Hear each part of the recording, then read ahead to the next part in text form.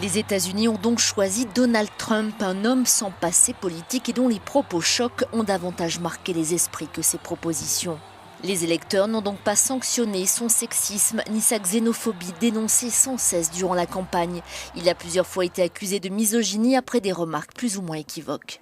Je suis automatiquement attiré par les belles femmes, je les embrasse tout de suite, c'est comme un aimant. Ou décrivant la présentatrice vedette de Fox News, il dit « Elle avait les yeux injectés de sang, du sang qui sortait d'elle, de partout. » Le refus de l'immigration a été l'un des principaux axes de sa campagne.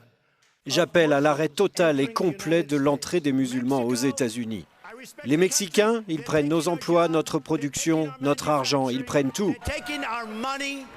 Les électeurs ne l'ont pas non plus sanctionné pour son manque d'expérience politique. Celui qui n'a jamais exercé un seul mandat et qui n'était jusqu'à sa candidature connu que pour sa fortune et ses apparitions dans un reality show s'est imposé, déjouant tous les pronostics. Et ce milliardaire au train de vie fastueux est devenu le chantre de l'anti-mondialisation et de l'anti-establishment, emmenant dans son sillage une partie des électeurs républicains, mais aussi cette Amérique qui est à l'opposé de ce qu'il représente, ceux-là. Les hommes et les femmes oubliés de notre pays ne le seront plus. Les déçus du système, ceux qui ont vu leur niveau de vie se dégrader depuis la crise de 2008, les déçus d'Obama aussi, en somme, ceux qui vivent et subissent les chiffres suivants. La richesse moyenne par adulte est de 39 000 $, elle est par exemple de 52 000 en Espagne. Les inégalités se sont accrues, les plus riches sont encore plus riches. À l'autre bout de l'échelle, les 90% les moins riches ont vu leur part tomber à 24% contre 33% en 1989. Les 1% les plus pauvres ont une espérance de vie de 72 ans. À l'inverse, les 1% les plus nantis peuvent espérer atteindre 87 ans.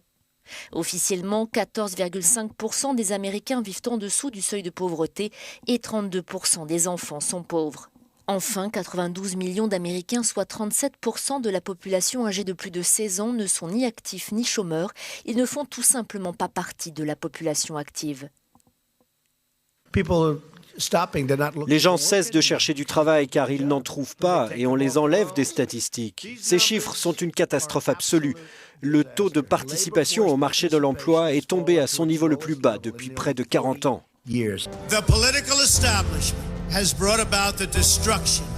Dans ce clip de campagne, Donald Trump s'adresse à cette partie de l'Amérique qui se sent abandonnée ou pas assez considérée. Un discours qui a fait mouche.